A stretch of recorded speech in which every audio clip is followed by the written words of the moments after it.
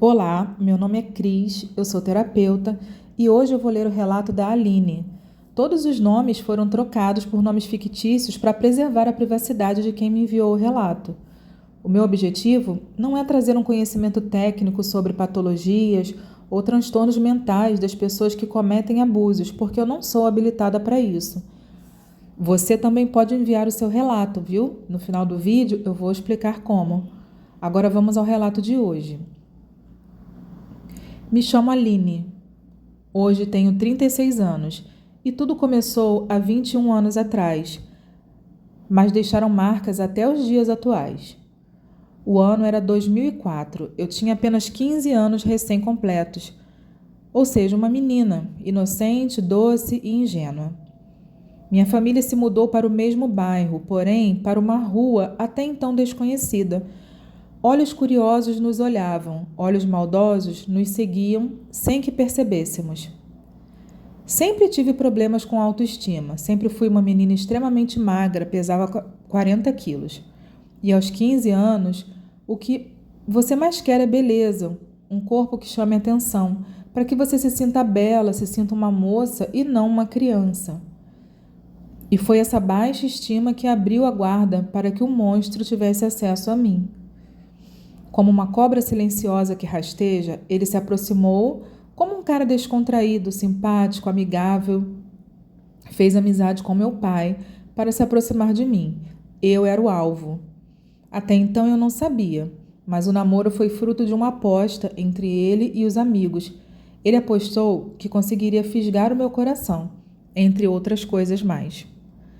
Fez toda uma cena, foi até a minha casa, conversou com a minha mãe, como alguém bem intencionado. E ela, claro, a contragosto, permitiu o namoro, porque sempre foi muito intuitiva, parecia que já sabia que aquele homem me faria infeliz. Foi então que se iniciou o meu caos. Diversos abusos psicológicos começaram a ocorrer. Eu, que com minha baixa estima sempre achei que nunca seria olhada, admirada, muito menos amada por alguém, aceitei qualquer migalha. A crueldade era com palavras, depois com ações. O fato de eu morar com a minha família e meu irmão ser praticante de arte marcial fazia com que ele freasse. Mas eu tenho certeza que, se pudesse, teria me agredido fisicamente diversas vezes, pois, com palavras, ele sempre fez. Sempre fui moça boa, espiritualizada, de alma pura e boas intenções.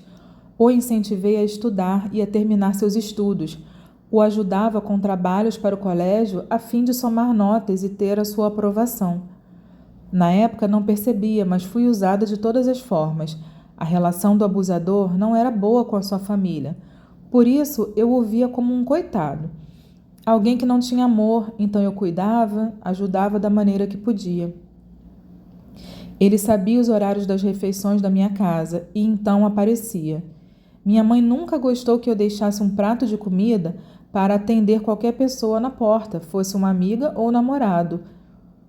Se irritava, mas ele, ignorando qualquer tipo de solicitação ou pedido que minha família fizesse, como uma raposa, vinha até a minha porta justamente no horário do jantar.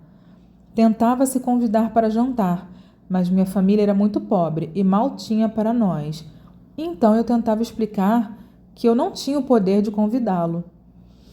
Ele respirava fundo e fazia cara de ódio para mim, como se eu tivesse culpa da minha família ter pouca comida e não dá para convidá-lo. Como se não bastasse a raiva que ele sentia por não ter conseguido fazer a refeição de graça, e isso fazia com que ele tivesse o prazer de me machucar. Então ele dizia: "Nossa, que bafo de fezes!" Imediatamente a lágrima descia do meu rosto e eu dizia: "Poxa, Carlos, eu estou jantando. Eu estou me alimentando, não esperava falar com uma pessoa nesse momento. Sempre após as refeições, escovo os dentes. Você não me deu essa oportunidade." Fiquei muito magoada, mas deixei passar, sem perceber a forma de abuso. Afinal, era nova, ingênua, e na época não se falava disso. Essa foi apenas uma pequena maldade de tantas outras que viriam. Às vezes, ia na minha casa numa sexta-feira, que seria dia de ver a namorada, Ia para o quarto comigo, colocava uma música que gostava e simplesmente se deitava no chão e dormia. Meus pais entravam para falar conosco e ouviam deitado no chão. Eu, inocente, dizia toda sem graça: está cansado. Aí ele acordava e dizia: ah, tô cansado. Minha mãe dizia: ué, tá cansado? Vai embora. Você veio aqui para ver minha filha, para conversar, para namorar. Se é para dormir, vai para sua casa. Claro, imediatamente ele dava um sorriso para minha mãe. E quando ela fechou a porta, ele simplesmente olhou com todo o ódio que pôde para cima de mim. E, claro, me maltratou. Disse que ia embora, inclusive. Quando eu o conheci, ele fumava, e eu pedi para que ele parasse de fumar. Primeiro, porque nunca gostei do cheiro, do gosto, do beijo de quem fuma. Segundo, porque eu pensava na saúde e no bem-estar dele, como uma boa namorada. A princípio, para me conquistar facilmente, parou. Ficou mais ou menos uns 3 meses sem fumar. Mas como um bom narcisista e psicopata, já sabia que a vítima estava completamente nas suas teias. Foi então que começou as sessões de tortura. Saímos para uma praça onde ia ter um evento de rock, onde ele também encontraria os amigos. Ele estava com muita raiva de mim, porque eu pedi para ir com ele, e como era luz do dia, minha mãe deixou. Foi então que, por ele não ter conseguido dar suas escapadas, tirou do bolso um maço de cigarro que há muito tempo não fumava, comprou somente para me magoar. E no ato cruel, quando eu disse: poxa, como assim você voltou a fumar? Ele acendeu o cigarro, tragou, olhou para mim e soltou toda a fumaça no meu rosto sem dizer uma palavra. Atitudes como essa hoje ainda me fazem sentir raiva, porque eu vejo aquela garotinha, aquela mocinha tão nova, tão boa, tão ingênua, tão doce e gentil, incapaz de se vingar, sendo massacrada por uma pessoa que ela só deu carinho, que ela só tentou ajudar todo momento. Outra vez, como minha mãe não confiava no carinho dele por mim, não achava que era um homem comprometido comigo, nunca permitiu que eu passasse noitadas com ele na rua. Então eu só podia ir para shopping, festas de rua, comemorações de aniversários e passeios bem família, digamos assim. Ele saía de madrugada sem que eu soubesse, por volta das 2 da manhã, e voltava no dia seguinte bêbado, vomitando, fazendo as pessoas olharem para mim. Sentirem pena daquela menina tão jovem, tão inocente, tão boazinha, que tinha sido enganada no dia anterior por um homem que não dizia que iria sair, muito menos que voltaria no dia seguinte. Isso ocorreu durante os 4 anos de relacionamento, 4 anos de dor e de sofrimento, que eu nunca sequer dei um sorriso sincero, nunca me senti amada, muito menos respeitada. Como eu mencionei, eu o incentivava a estudar. Com muito custo, chegamos ao ensino médio, e então, ao ser matriculado em um novo colégio para terminar seus estudos, comecei a perceber que, quando eu ligava numa sexta-feira, não me atendia, ou atendia, falava qualquer coisa e desligava antes mesmo que eu terminasse de falar. Tempos depois, fui descobrir que havia se envolvido com uma garota no colégio e, depois da aula, a levou para um barzinho para me trair. Um colega nosso de rua, de bairro, fez aniversário e fez uma grande festa. Me arrumei, desci, minha mãe deixava eu ir porque era em frente à casa. Então, de repente, ele aparece na esquina com 3 garotas que eu nunca havia visto na vida e simplesmente ficou na festa com elas o tempo todo e nunca me apresentou, até que uma amiga me disse: Aline, isso é falta de respeito. Você é a namorada e ele não só não lhe apresentou às colegas, como também não ficou com você nem um minuto. Ele chegou com elas e nem veio falar com você. Me direcionei a elas, perguntei se ele não ia me apresentá-las. Ele o fez. 3 meninas debochadas, muito provavelmente sabiam a forma que ele me tratava. Estavam de vestido, deitadas em cima do carro, tudo à mostra para quem quisesse ver. Nesse momento me senti extremamente desrespeitada, mas não tive forças para reagir.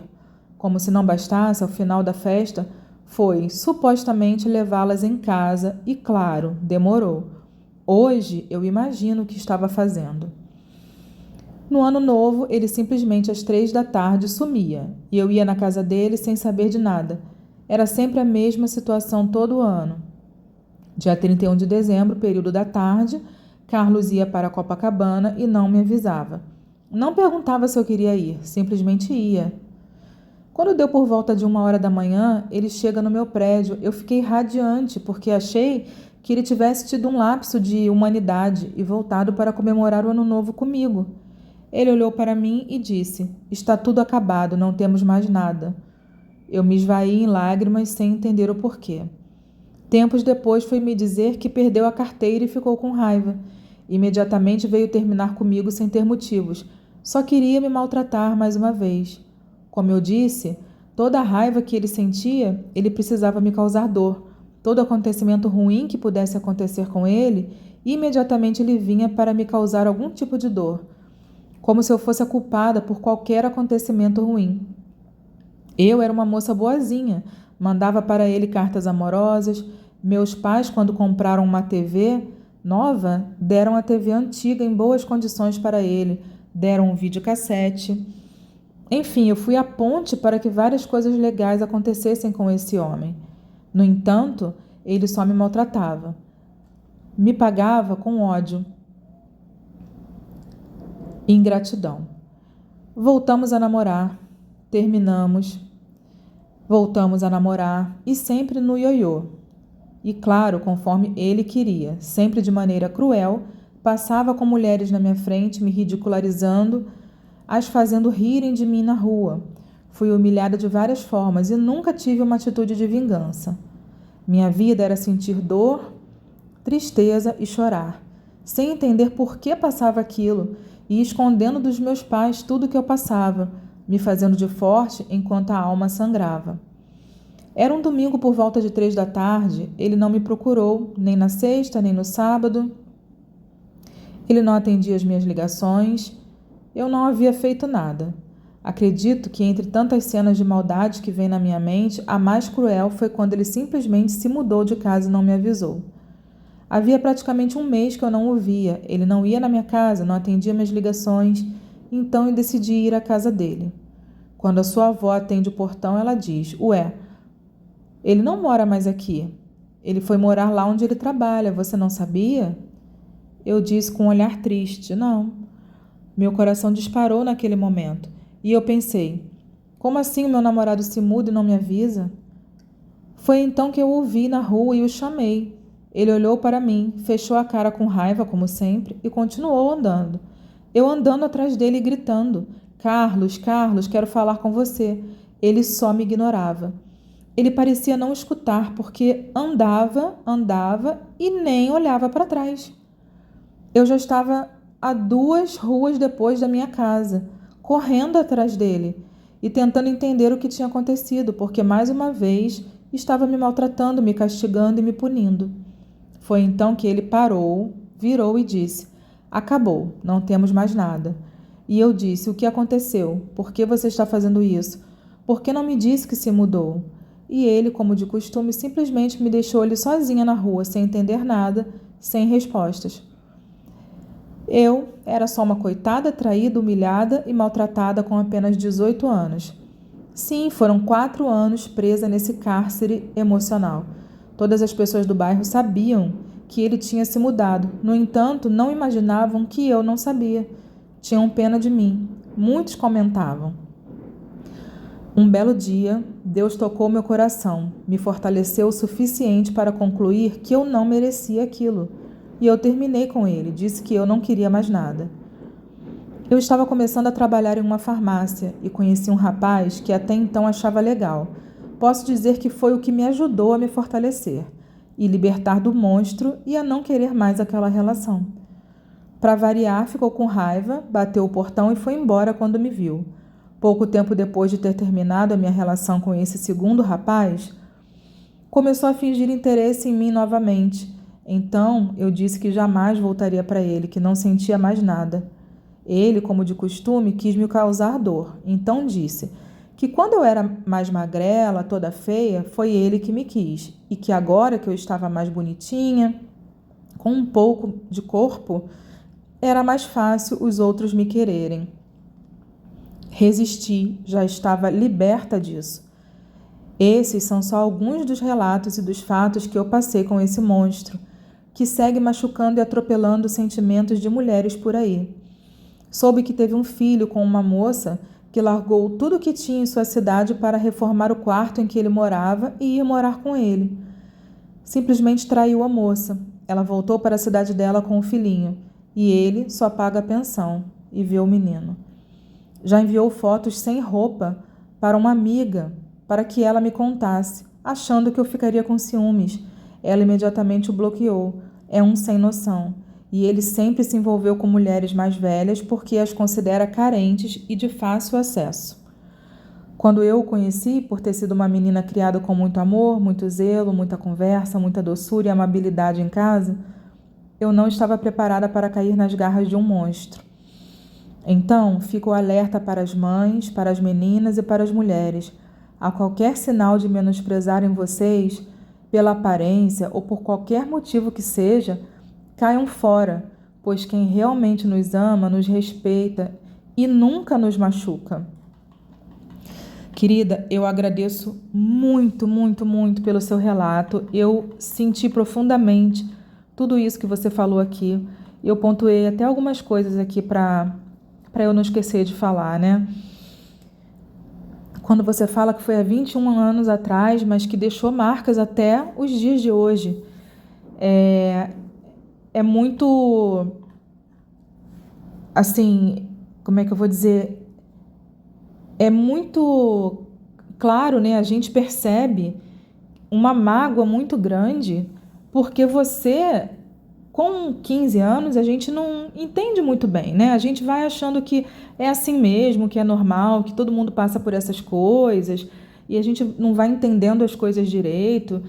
E hoje, você sendo uma mulher de 36 anos, que você já sabe que com 15 anos você era aquela menina doce, pura, bondosa, deve dar muita raiva você imaginar hoje que você tem a malícia que você não tinha naquela época, você imaginar hoje assim, né? Meu Deus, como esse homem foi ruim comigo, porque eu estava ali sempre tentando ajudar. Como eu falei, eu gravei um vídeo de introdução do canal, né, dizendo que o símbolo do canal é a flor de lótus. E lá tá dizendo, né, por que isso? E eu digo para você também, você é como a flor de lótus. E todas as pessoas que eu já tive contato até hoje, que passaram por abusos, são pessoas como flores de lótus. Por quê? São pessoas que têm muita pureza, muita bondade, muita luz. E que por isso, quando encontram esse tipo de pessoa pelo caminho, esse tipo de pessoa mal intencionada, acabam não percebendo que estão entrando numa armadilha justamente pela bondade, por achar que essa pessoa precisa de ajuda, precisa de cuidado e que você vai poder ajudar. Né? Quando você diz ali que ele não se dava bem com a família, então você achava que, coitado, ele não tinha amor, então eu tenho que cuidar dele, eu tenho que ajudar da forma que eu posso. E hoje, por que você sente muita raiva? Porque hoje você vendo que aquela menina, né, aquela mocinha, tinha acabado de deixar de ser criança, não merecia passar por tudo isso, porque ela estava ali, ela é que tinha que ser cuidada, né? Ela estava ali super disposta a amar e ser amada, cuidar e receber cuidado, né? Receber proteção, carinho e dar o seu amor. E não foi nada disso. Você diz aqui, sempre fui moça boa, espiritualizada, de alma pura e boas intenções. É a flor de lótus, né? Então você incentivou a estudar, né? E a pessoa, esse tipo de pessoa, por mais que você ajude, por mais que você faça tudo, mais ódio eles têm da gente, né? Mais ódio eles têm da pessoa. Por quê? Porque eles começam a perceber que a pessoa tem uma luz tão bonita, tem algo que eles nunca vão ter. Então eles começam a ter cada vez mais raiva. Tanto que quando não conseguia fazer o que queria, como ele queria jantar na sua casa, a sua família não deixava, não convidava, e você também que bom que você fazia isso, né? Você não passava por cima das regras da sua família, ele ficava com raiva. Ele achava que você tinha que passar por cima das regras da família, se indispor com a sua família para fazer o que ele queria. Porque eles são assim, eles acham que eles são o centro do mundo. As pessoas têm que mudar tudo em prol do que eles querem. Ele sabia que aquela hora era a hora da refeição, que ele não podia estar ali. Mas ele ia e, além de ir, ele ainda queria causar um transtorno. E quando não conseguia, ele te magoava.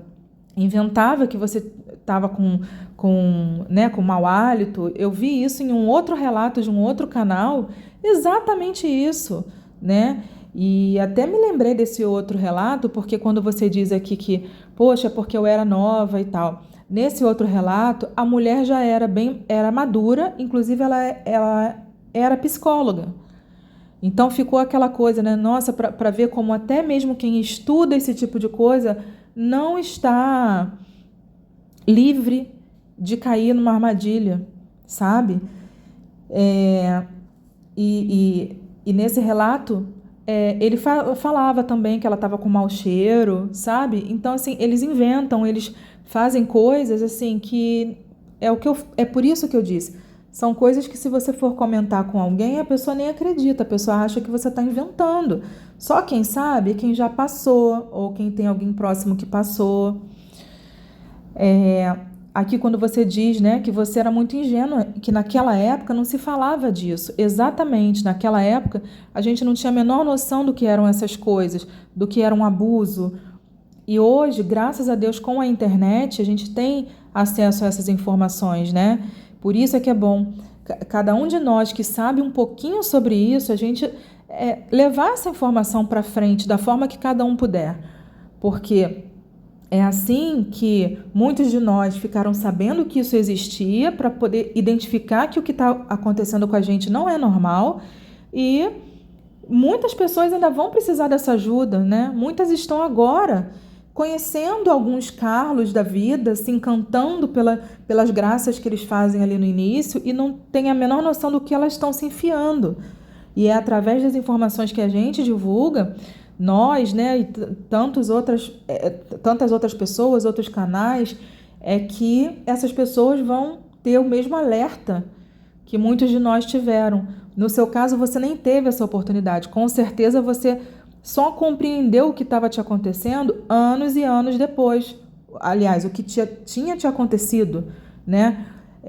Graças a Deus você conseguiu encerrar isso em pouco tempo. Não foi algo que você não casou, não teve filhos com essa pessoa, não foi algo que durou por toda a sua vida, né?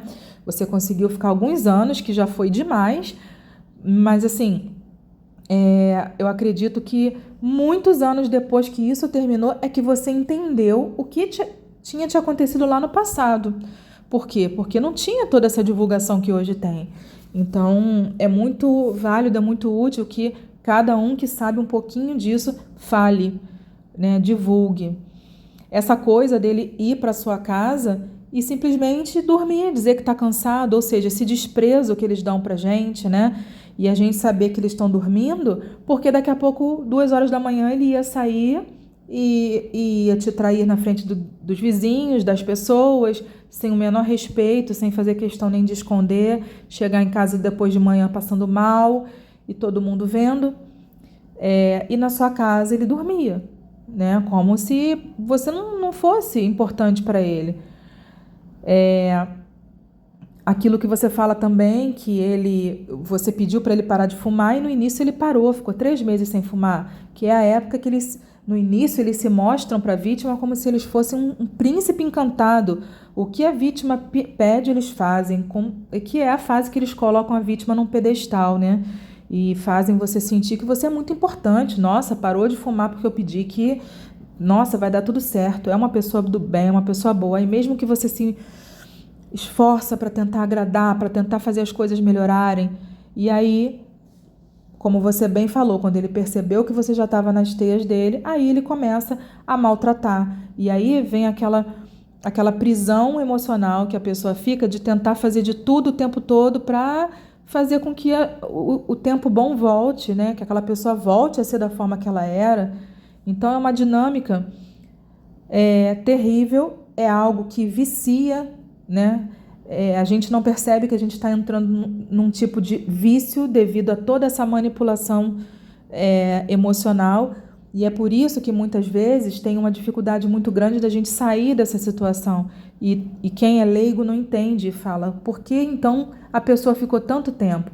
Existe todo um mecanismo químico no cérebro da pessoa que faz com que isso aconteça, né? E aí, quando você diz aqui que um dia, né, você sentiu que Deus te deu ali uma iluminação, alguma coisa, e você simplesmente falou, eu não quero. Deus tocou o seu coração, te fortaleceu, né, que você diz aqui, e aí você terminou. Isso foi maravilhoso.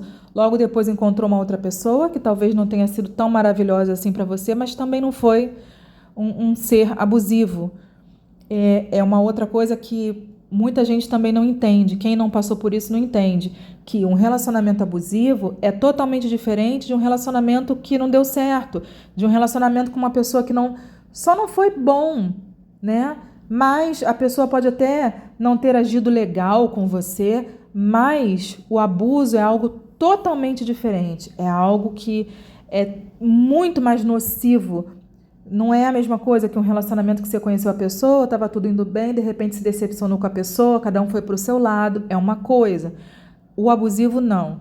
É muito mais nocivo, é algo assim que é até difícil da gente explicar, né? E aí ele começa a fingir interesse por você de novo, porque eles sempre tentam puxar a vítima de volta. E quando você deixou bem claro que você não queria nada, que não sentia nada, porque você já estava liberta, como você diz, aí ele, mais uma vez, né, aquele que estava tentando se fazer de príncipe novamente, querendo te puxar de novo de volta, ele mostra realmente quem ele é mais uma vez, dizendo que, eu fiquei com você quando você era magrela, agora é fácil alguém querer você, porque agora você está com mais corpo, está mais bonitinha, né? Então, mais uma vez, ele tenta ali te colocar para baixo. Só que graças ao bom Deus você já estava em outra situação, você já tinha entendido o que estava te acontecendo, você foi muito esperta, você foi muito inteligente e você com certeza é uma pessoa de muita bondade, de muita espiritualidade, porque é como se a espiritualidade foi ali, te pegou e falou assim, não, peraí, você não vai passar por isso não, né? Então, é o que eu sempre falo, cada um de nós sempre vai passar pelo que tem que passar, não tem jeito, né? Alguns de nós passamos por anos e anos numa situação dessa, outros passaram menos tempo. Por algum motivo, você não tinha que passar por muitos e muitos anos em uma situação dessa. E muitos de nós, por algum motivo, teve que passar, né? Mas o que eu quero dizer agora, para quem está ouvindo, é que tem jeito, tem solução. Só que tem uma coisa, esse jeito e essa solução não é ao lado dessa pessoa. Eu sei que para quem está começando a ouvir esse tema agora, muita gente fica com aquela dúvida assim, tem jeito? Essa pessoa tem chance de mudar? E no meu ponto de vista, que não sou a dona da verdade, mas tenho muita experiência no assunto, o que eu te digo não tem jeito. O jeito é você reconstruir a sua vida de uma outra forma. Ao lado dessa pessoa, você só vai destruir a sua vida, tá bom? Mas tem jeito. Tem jeito e você consegue. Assim como a Aline conseguiu reconstruir a vida dela e muitas pessoas que eu conheço também conseguiram, você também vai conseguir, tá? Enfim, é isso. Eu agradeço muito a todos que gostaram, né? Curtiram aqui, que ouviram. E se você também quiser enviar o seu relato, eu vou deixar aqui na descrição o e-mail. O relato pode ser um resumo da sua história, de tudo que você passou com tal pessoa. Às vezes é muito comum que a gente passe por essa situação até com mais de uma pessoa, até que a gente realmente entenda que aquilo ali é uma coisa esquisita e que a gente tem que se libertar desse tipo de coisa, né? Então, se você tiver mais de uma história, você pode escolher aquilo que você quer expressar, tá? Aquilo que vai te fazer bem falar e que você acha que também vai ajudar as pessoas. Então, pode ser um resumo da história que você viveu, ou então você pode pegar uma parte de uma história, uma parte de outra, ou fragmentos de situações que você viveu e que você considera importante falar e que você tem o desejo de expressar, de colocar para fora e que talvez você tenha até vergonha de falar, mas que dessa forma seja mais confortável para você, porque você sabe que ninguém está te vendo, ninguém sabe quem é você. Fique à vontade, tá? É no e-mail que eu vou deixar aqui na descrição. Um beijo para todos, fiquem com Deus e muito obrigada pela audiência.